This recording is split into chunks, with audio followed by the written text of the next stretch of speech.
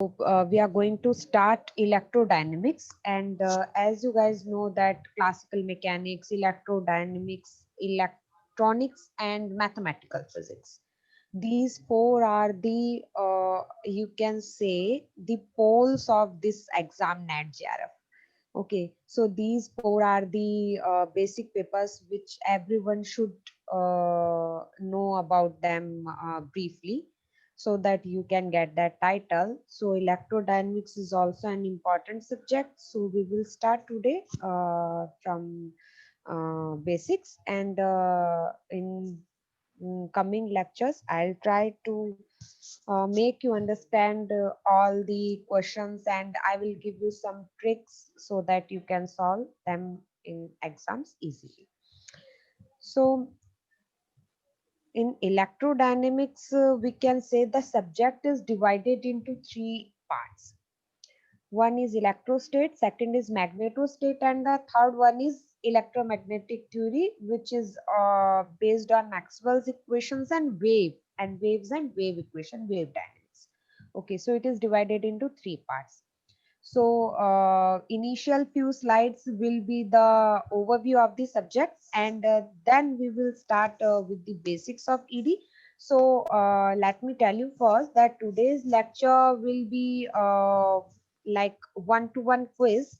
I will ask you some questions that you know from 11th and 12th standard. You have studied them earlier also. So I will ask and you will answer them. Okay. So we will study like that. So it is divided into three parts: electrostatics, magnetostatics, and electromagnetic theory and wave equation. So this is the syllabus of NET JRF. In NET JRF, this paper is defined as electromagnetic theory, in which we have to study solutions of electrostatic and magnetostatic problems, including boundary value problems, dielectrics and conductors, and Maxwell's equations, and scalar and vector potentials, Coulomb and Lorentz gauges, electromagnetic waves and their reflection, refraction, interference, diffraction, and polarization. So this was all about waves. Then Poynting vector, Poynting theorem, energy and momentum of electromagnetic waves, and radiation from a moving charge. And this is syllabus divided by parts. So in electrostate, you have to study Gauss law and its applications, Laplace and Poisson equations, boundary value problems, and in magnetostatics, we will study Biot-Savart law, Ampere's theorem, electromagnetic induction, and so on, so on, so on. So this is the syllabus. And the next is the syllabus for GET. The registrations for GET 2021 has now been closed, and I am sure that you have seen and registered also. So the paper will be in February, GET 2021, and this is the syllabus for GET for electromagnetic theory, in which we will just include some vector calculus and elements of vector calculus and divergence and curl. Rest of the syllabus is same as NET JRF. So these are some books I would like to share. I would like to refer to you guys that you can buy, or somewhere from somewhere you can get the PDFs of these books.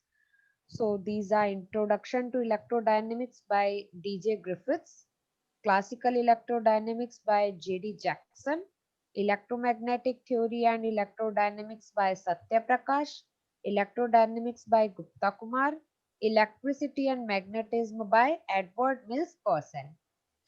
So there are many books, but some of the books are have the basic quality to enhance the knowledge of the subject. So these are some books which you should prefer while preparing for this electrodynamics. Okay, so this is our first lecture in electrodynamics, and in this lecture, this is the table of content we will study today.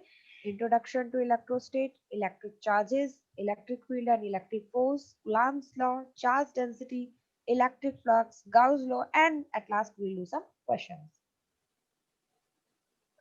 Okay, so what is electrostatics? Electrostatics is basically the branch in which we study about the charges at rest. So you guys know about the charges, that charges can either be in rest or maybe in moving condition. If any charge which we are studying about is at rest, then we will put it as the branch of electrostate. And if any charge is in moving condition, then it will generate magnetic moment and magnetic field. So we will put it in magnetostate branch. So basically electrostatics is the branch of electromagnetics dealing with the effects of electric charges at rest. So the basic of electrostate is a charge at rest. So here a diagram is picture is presented in which there are two charges. This is positive charge, this is negative charge. And in the previous classes in 11th and 12th standards only, you have studied about that the positive charge have the tendency to put out the electric field lines, and the negative charge has the tendency to put in the electric field lines. So you can see this too in this diagram. And the fundamental law which we have to study while studying electrostatics is Coulomb's law. So basic the things you know, like what are charges and what is Coulomb's law, what is Coulomb's force. So today we will discuss all about them. So these are two charges, positive and negative charges you can see, and you know that like charges repel and opposite charges attract. Like plus and plus will repel each other, minus and minus will repel each other, whether plus and minus or minus and plus will attract each other. So this is the tendency of charges. And what is the definition of an electric charge? What is the definition of an electric charge? So an electric charge is like a phenomena of a repulsion and attraction. When we describe the phenomena of repulsion and attraction, we can explain only by using some electric charge. So electric charges are generated by friction, we can say.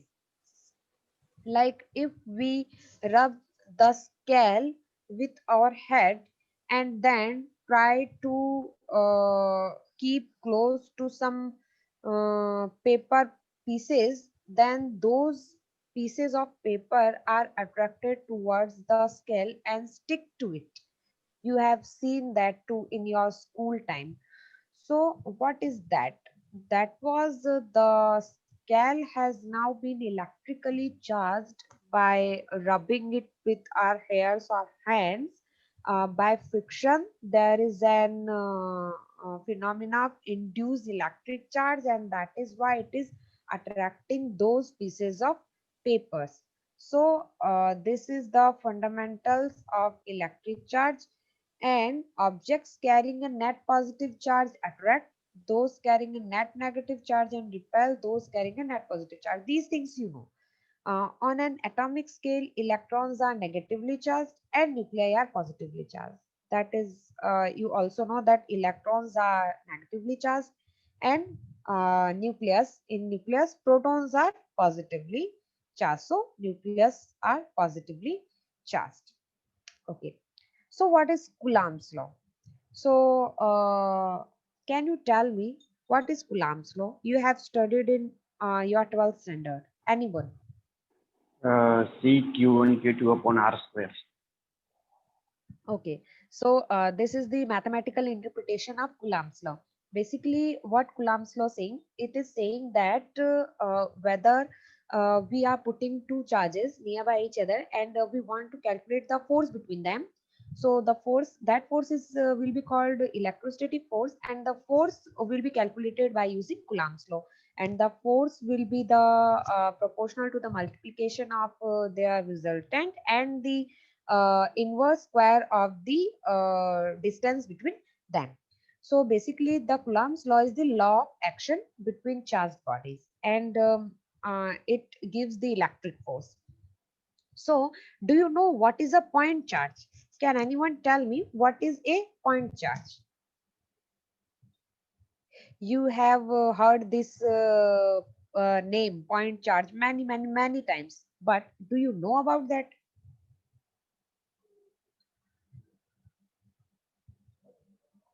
Anyone?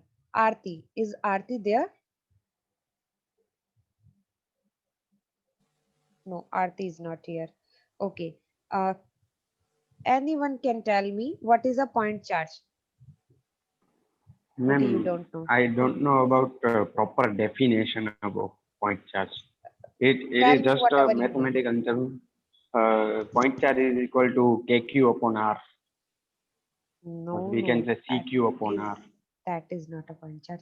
Okay, let me tell you. A point charge or a point thing, like if I'm saying a point image, if I'm saying a point charge, a point charge is basically charge having negligibly small volume and occupying negligibly small area. Means if just I am putting a point here. Can you see this point? You can see this. So this is the point I have made is can be considered as a point charge because it has no specific volume. It is not occupying much area. So point charge is the smallest occupying region or space charge. Okay. So not a specific definition it has. Okay. This is another example. A cat has the some pieces of papers, or we can say the pieces of thermocol has been stinged with this cat, and she's in shock. What is happening with me? So it is showing the Coulomb's law. All the pieces of that thermocol is stinking to the cat because of the hairs of cat. We can say fur. The fur of cat is attracting those pieces, and that is why this image is generated. So basically, the mathematical interpretation of Coulomb's law is the force applying from charge 1 to charge 2, that is F12, equals to this is unit vector here. A R12 we are considering with when we are considering the direction from 1 to 2. There are two charges Q1 and Q2.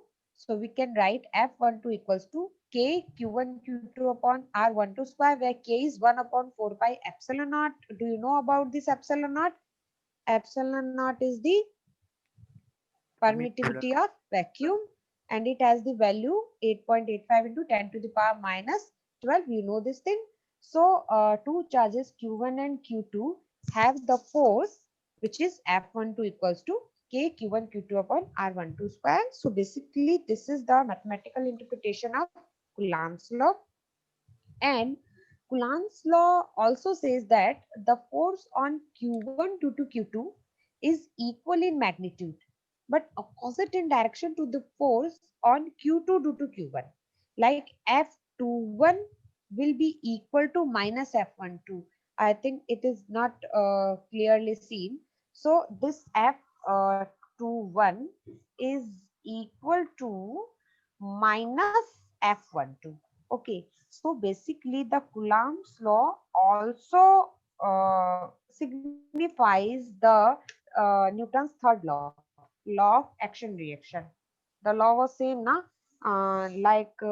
F12 was equals to minus F21. So here also we can interpret this Newton's third law by Coulomb's law. Okay, so let's come to our next topic, which is electric field. And the electric field also can be calculated by using Coulomb's law. And this is the application also. We can say the application of Coulomb's law is calculating the electric field. So the electric field on any charge or due to any charge on any point may be written as, you know that F equals to qt over 4 pi epsilon naught r square. Qt is this charge you can see in this diagram, and we have calculated force on this point, on this orange dot. Okay, and on this orange dot another charge is situated, which is q.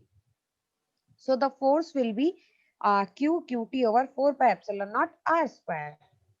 So what will be the electric field? So the basic definition of electric field is force upon charge. So force upon charge under any limit. So we are limiting this charge qt tends to 0. So E will be limit qt tends to 0 F over qt, and thus we can get the electric field F over qt. So this is our F. If I just cancel out this qt, so what we can get? We can get this value equal to E, which is electric field. Okay, so E will be equal to Q over 4 pi epsilon naught R square. Basically, electric field has the basic unit of Newton per Coulomb, and in practical use, we use volt per meter. So, next topic is our distribution of charges. Now we know about charges. Now we know some, we can calculate the forces due to charges. We can calculate the electric field due to charges.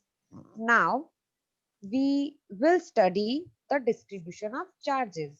As you guys know that one charge can never be presented.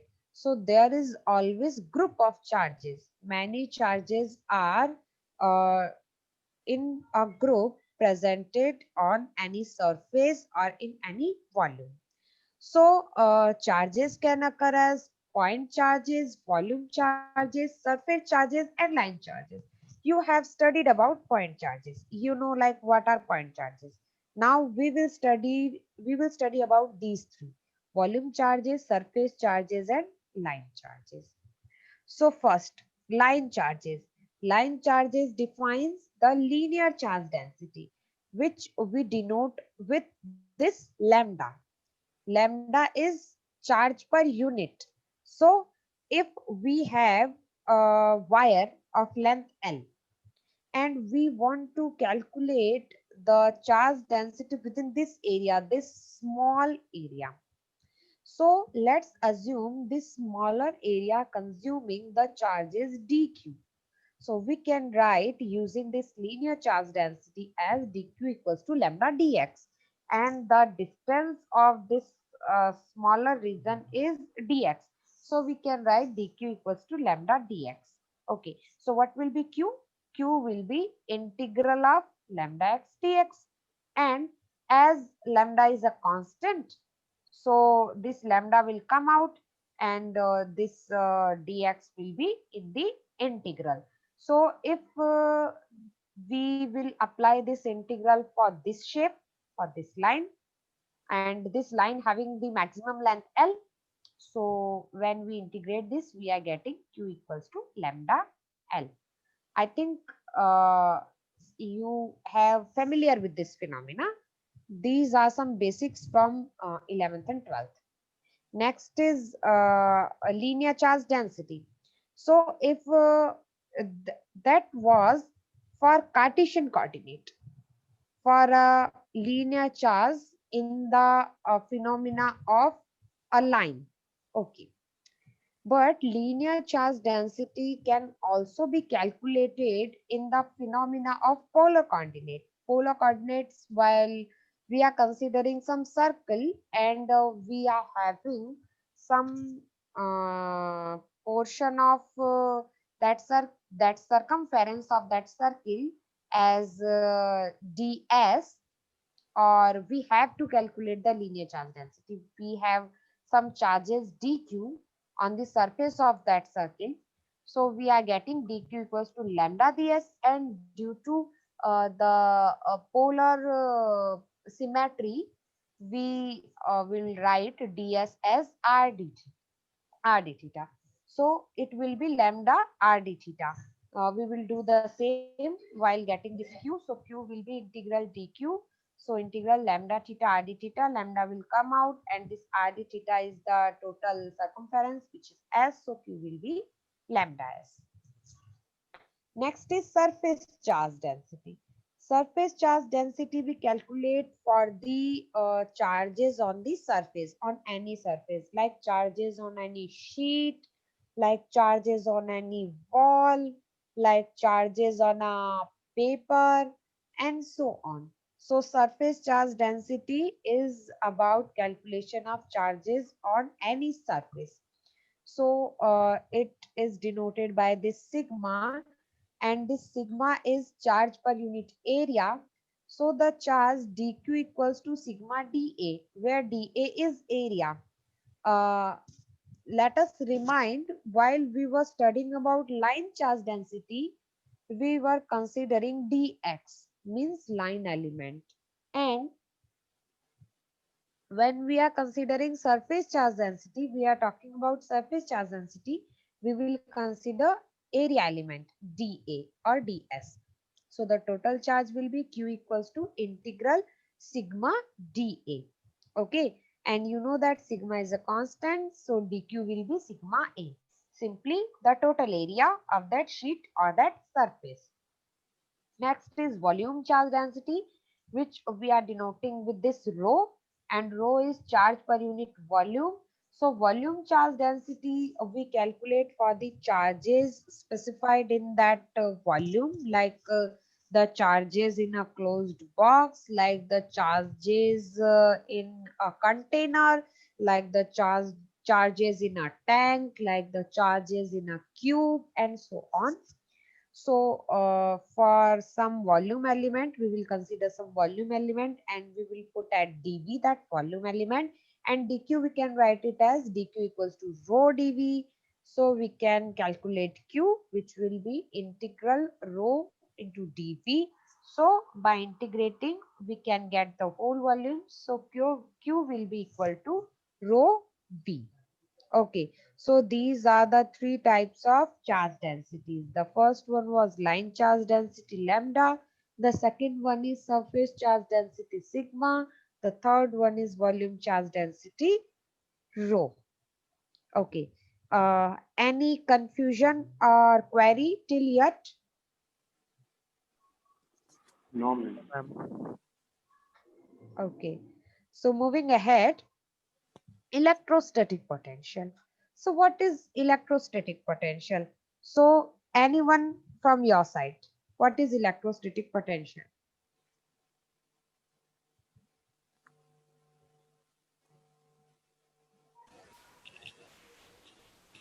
Electric charge between one point to another point. Potential between one point to another point.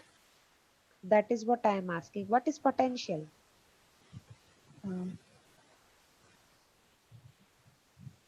The charges have a potential from move one to another, ma'am. Okay, so let me modify your answers. Basically, electrostatic potential is the work done to drag one charge from one point to another point. That is electrostatic potential. You have never mentioned the term work. So the term work is important in electrostatic potential. What is electrostatic potential? Electrostatic potential is the work done whether moving one charge from one point to another. Okay, so the concept of scalar electric potential provides a measure of work done in moving charged bodies in an electrostatic field. You know this thing. And next, so how we can interpret this electrostatic potential?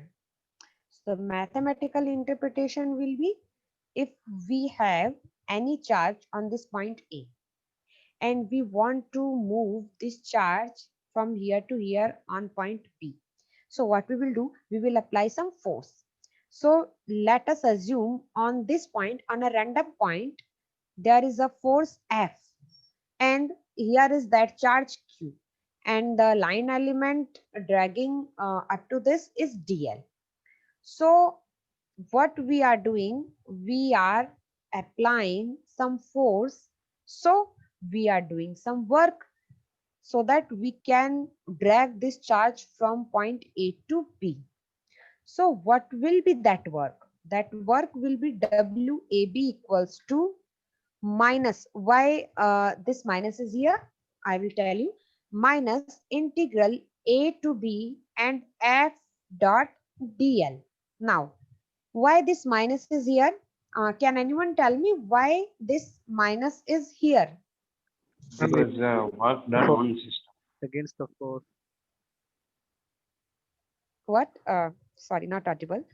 Repeat, please. Ma'am, because work done on the system. The work done which is against the force. Yes. Uh, the work done is in opposite direction of applying the force. We are applying the force in this direction and the work done is in this direction. So this is minus sign because both are opposing each other. Both the phenomena are opposing each other. So we are getting F dot DL, and you know that F is Q into E. So this Q is outside because it is constant, and A to B integral will be E dot DL. So this is work done of moving the charge from A to B, and this is also the potential. So electrostatic field is conservative, and that is why the value of line integral depends on the endpoints, and it is independent of path taking. Value of line integral depends on the endpoints. That line integral will depend only on A and B only, not on any point in mid between. Okay, we will not consider the path 2. By any of the path, we can put the charge from one point to another point. Okay, the value of line integral around any closed path is 0. You can see in this diagram too, this is a closed path, and the line integral for this will always be 0.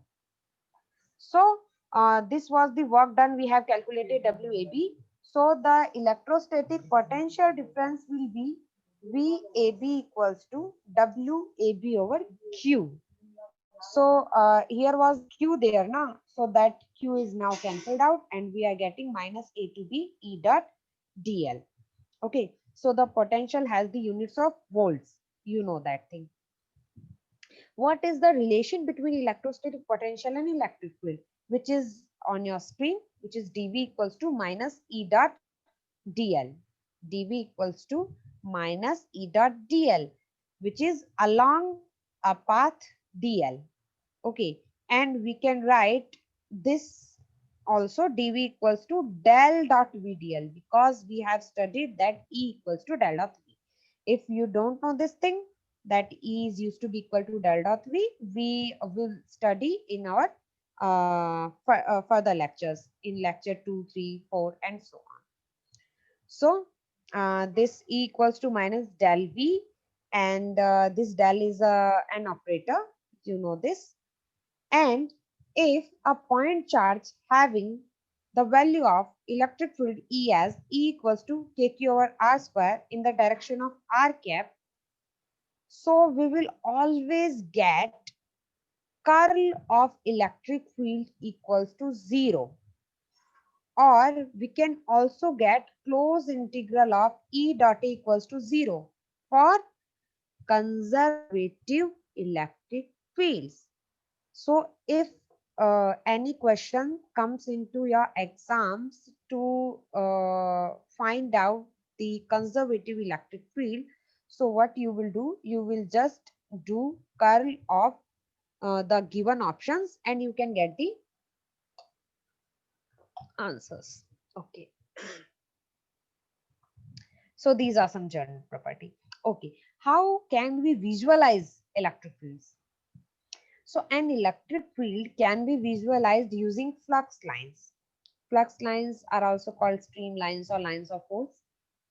And a flux line is imaginary line, and it is drawn such that it is everywhere tangent to the electric field. Keep this always in your mind that a flux line is everywhere tangent to the electric field. And a keyword plot is a plot of field lines constructed by making a grid of points. We will not study this keyword plot because it is not in our syllabus. So I've just mentioned the name. An arrow whose tail is connected to the point indicates the direction and magnitude of the field at that point. So the in which direction the arrow will point out, that will be the direction of electric field, and from where we can get the magnitude of field at that point too. And how can we visualize the electric potential? So the scalar electric potential can be visualized using equipotential surfaces. So have you heard the name equipotential surfaces? Do you know what are the equipotential surfaces? Anyone? If all the points of the surface are at same electric potential, the surface is called equipotential surface. Good. So the surface on which all the points have the same amount of potential, possess the same amount of potential, either it is negative or positive, doesn't matter. So that surface is called equipotential surface. We can say the surface over where V is always a constant. So, okay. So you have studied the gravitational force. You have studied the force due to mass. Can we relate the electrostatic force with the gravitational force? Can we calculate the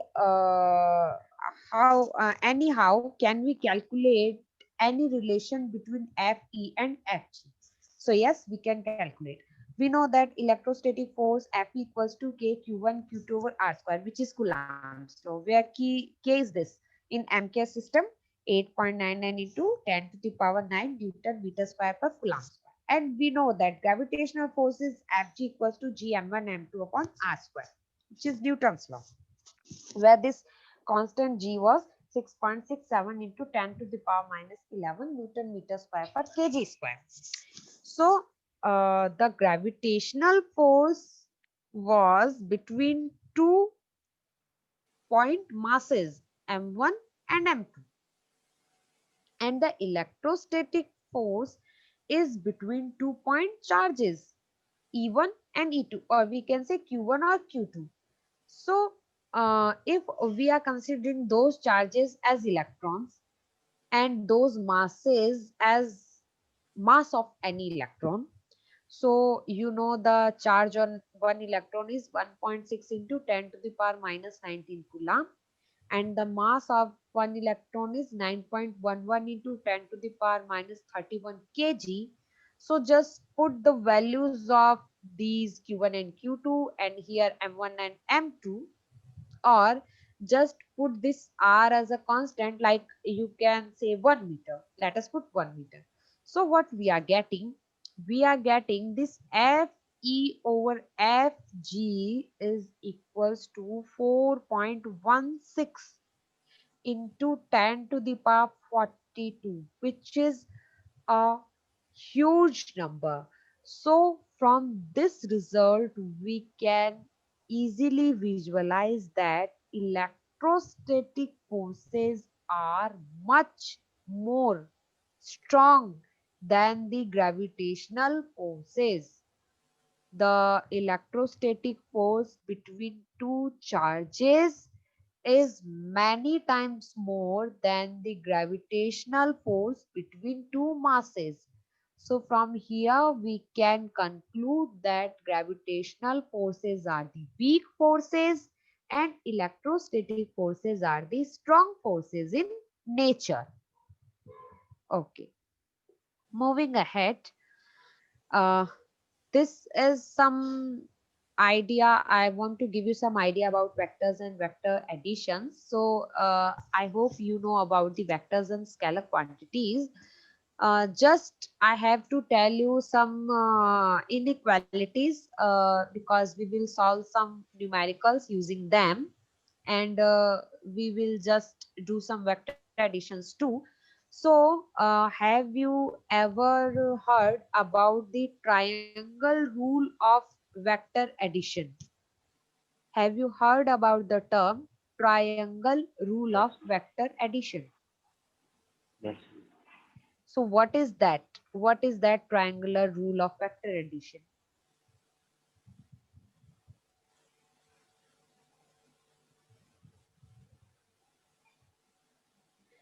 Okay, so you have heard about, I'm yes.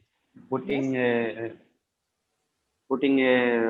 first vector's head in, second vector's tail, Mm-hmm. and we make a triangle. And this Okay, I think you know the formula, but you just unable to explain. Let me modify. yeah, So vector addition is basically the law of adding two or more vectors in mathematics or in physics. So you can see in this diagram, there are two vectors A, or we can say C. Both are starting from a fixed point like origin and moving in some two different directions. So if we want to know the resultant of these both vectors, we want to add them. So what we will do, we will put a resultant in inverse direction. We will put a B in inverse direction of this C, or I can put this arrow as it is also right. Okay, so this B will be the result, and this B will signifies the addition of this A and C. Or I can say, if I have to add this vector A and this vector B, what I will do, I will put a resultant C in opposite direction of this arrow of B. So this C will be the answer of addition of A and B. And this rule is much more easy. We can write it as, if vector A is ax x cap, ay y cap, az z cap, and vector B is bx x cap, by y cap, bz z cap. So the resultant vector C will be A plus B, which will be ax plus bx x cap plus ay plus by y cap plus az plus bz z cap. And one more thing, you should remember that if this is the theta, and this is some vector A, and it is making angle theta with x-axis, so there will be two components, x component of this vector and y component of this vector. So the x component of this vector will always be A cos theta, and the y component of this vector will always be A sin theta. Why this? You can study in the mathematical. Okay. Next topic is electric dipole. So you have studied about the electric dipoles also. So what are electric dipoles? Can you tell me? Equal and opposite charges separated by a distance. Make an electric dipole. Okay, right. So electric dipole is basically the system in which two equal but having opposite sign point charges are separated by a smaller distance d. So that system is called an electric dipole. Basically, this system is electrically neutral, because this plus q and minus q will cancel out each other. So the system is electrically neutral.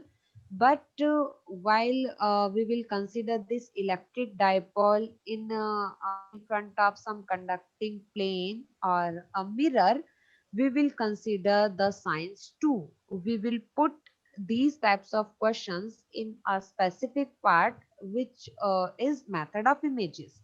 So the dipole moment is defined to be the charge times the separation.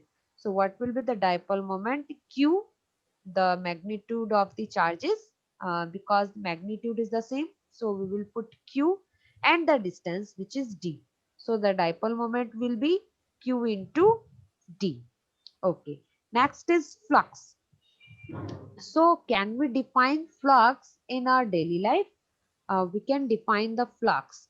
Yes, if somewhere water is running and we will put our fingers into that water, we can see some water is running in between our fingers. So the water, if we are collecting that water which is going in between our fingers, is the flux of water.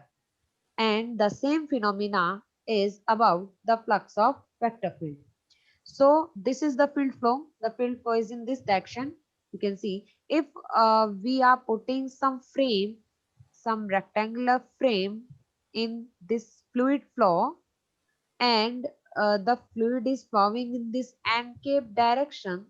So what will be the flux? The flux will be V into A, the area of that frame and the volume fluid is covering. So this is the fluid flow. And if I am putting this frame along with the direction, now the unit vector of this plane is perpendicular to the direction of fluid flow, then flux will always be 0. If I am putting it by in random direction having some orientation with theta, okay, some theta is there, and some theta, an angle is between this n cap and the fluid flow, which is theta. So the flux will be V A cos theta or V dot A. So using this example, we can also generalize this to electric field. So electric flux through the area dA will be d phi equals to E dot dA. Like this is the area dA, and there is an angle between the field lines of electric field and the surface unit vector and cap, which is theta. So we can write d phi equals to E dA cos theta or E dot dA. Okay, so this is the flux generating due to electric field. Okay, we will use this phenomena in our Gauss law. Okay, so the total flux enclosed in the a closed surface. So here is a closed surface. We will calculate the flux for this smaller space, and then we can generalize for this whole space, which will be total electric flux.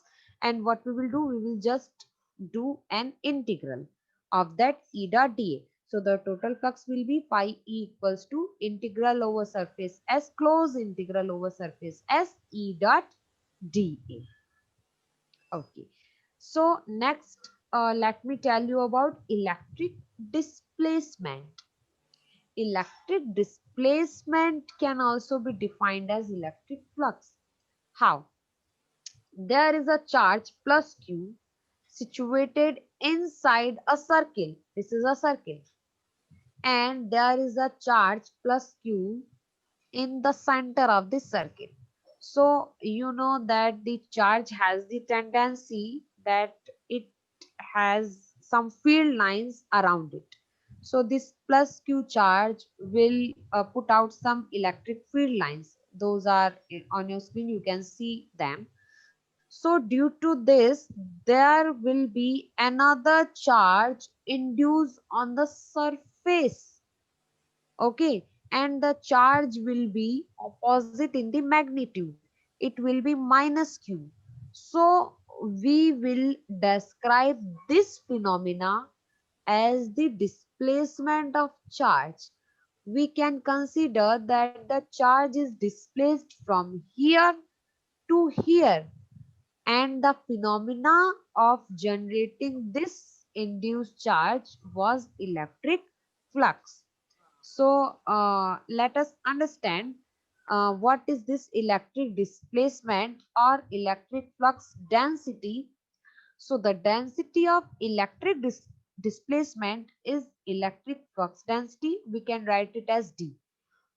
We can say this D as electric displacement or electric flux density. So in free space, the relationship between flux density and electric field is this form. So the displacement of that charge D is equal to epsilon E is the electric field generated due to that charge. This charge is generating some electric field E, and due to that electric field, if we will multiply this by this permittivity of space epsilon, okay, so this will be the electric displacement. Okay, so the electric displacement D will be epsilon naught E. Okay. Next is, how can we define D using Coulomb's law? So you know that electric field is kq upon r square, which was 1 upon epsilon naught q upon r square. So the displacement will not have that epsilon naught. So D will be a cap q upon 4 pi r square. You can see epsilon naught is not here. So the electric displacement or flux density in its mathematical form is this one. Okay. I have told you that we will use this electric flux in our Gauss law. So what is Gauss law? You have heard this name in many times. So anyone can tell me what is Gauss law? It is written on your screen also. So let me explain. If we have any closed surface, and we have some charges embedded into that surface, so now we know that the charges will generate electric field lines, and those field lines will have some electric flux. So the electric flux coming out or through any closed surface is proportional to the net charge or enclosed charge in that closed surface.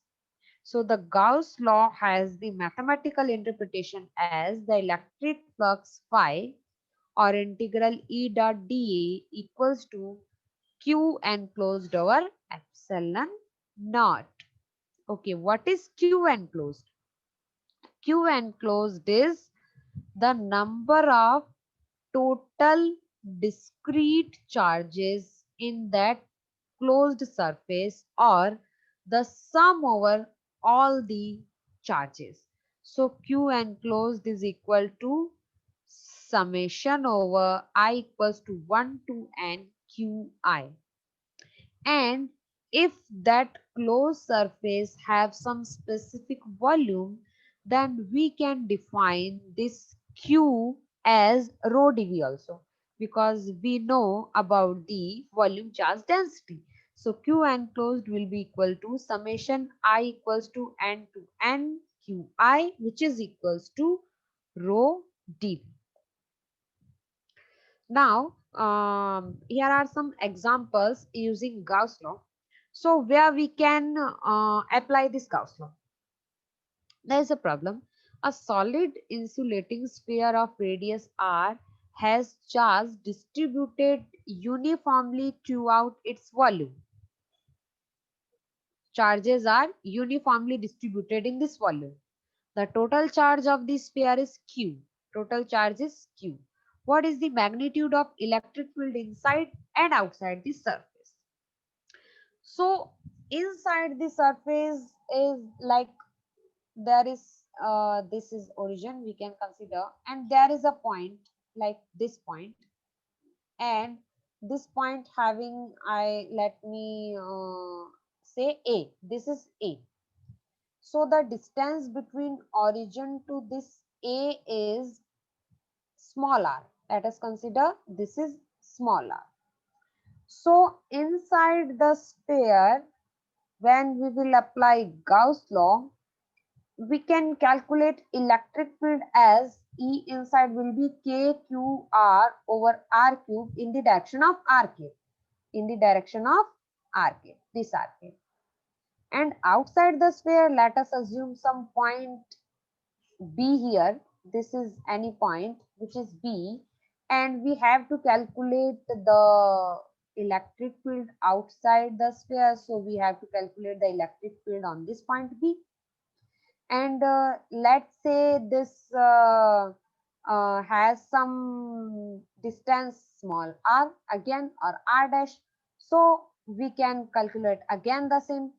If we have any point on this surface, like we have some point C, and we have to calculate the electric field on this point C, then the distance is r equal to the radius. So we can calculate small r as capital R, and we can write it as this one. So these are the applications of Gauss law. We will study them briefly in our next lecture too. So these are some examples of Gauss law. There is another problem. A solid conducting sphere of radius r has a net charge of q. What is the magnitude of electric field inside and outside the sphere? So the condition is now changed. It is a conducting sphere. And remember one thing always, in any conducting sphere, in any conducting sheet, in any conducting cube, or in any conducting material, there is no charge inside. There is no charge inside, because in conducting a material, all the charges are on their surfaces. So the conducting sphere will not possess any electric field inside. So E in will be 0 and E out, this will be the same. Next problem is a solid conducting sphere of radius B has a spherical hole in it of a radius A and has a net charge Q. If there is a point charge minus Q located at the center of hole, what is the magnitude of electric field inside and outside the conductor where the charges on conductor located? Okay, condition is same. The sphere is conductor, but there is one case applied, which is saying that some charge is inside. We have embedded some charge inside, like minus q, and there is a sphere inside that big one sphere. Okay, so whether we will calculate for r greater than b, like in this region outside this sphere, we are getting this k equals to q minus q over r square. Inside, you know that inside will be 0 because it is conducting. And when r less than a, in this area, we can easily derive er less than equals to minus kq or r square. Why this minus? Because the q has minus sign. That is why we are getting this minus kq over r square. So we can do some more problems using Gauss law. Don't worry. There are some problems related to this lecture, and those are from our GET and NET exams. So the question one is, if a force F is derivable from a potential function VR, where r is the distance from the origin of coordinate system, it follows that. So if force, we can derive the force from potential function, then obviously the force is conservative. So the force will follow this one, del cross F will be 0. This was an easy question from GET 2011. An electric field in a region is given by E equals to AX I cap plus CZ J cap plus 6 BY K cap. For which values of A, B and C does this represent an electrostatic field? So you know that having an electrostatic field, there is a condition we have studied. So for electrostatic field, del cross E will be 0 for the existence of electrostatic field or for the existence of conservative field. So what we will do, we will just do curl of this value. Doing curl, we can get the answer. C equals to 6B, and we can calculate. So C equals to 6B now, so you can calculate. C equals to 6B. So C, option C is the correct. Okay, because the ratio of C and B is B and C is 1:6. So we are having the same in the answer. This was the question from just 2012. Question 3 is, which one of following quantities is invariant under Lorentz transformation? So always remember, charge is invariant under Lorentz transformation. Okay. And next one is, four forces are given below in Cartesian and spherical polar coordinates. These are four forces. And K is constant. So we have to identify the correct option. There are four options. Third and fourth are conservative, but first and second are not. First and second are conservative, but third and fourth are not, and so on. So have you any idea how you can solve these types of questions? Anyone? Because it is easy now. We have studied much more till now. So I think you can solve this. So anyone can tell me how you can solve this question? Ma'am, if differentiation is 0, then force is comes out. What are you saying? Sorry. Ma'am, we can differentiate this for force.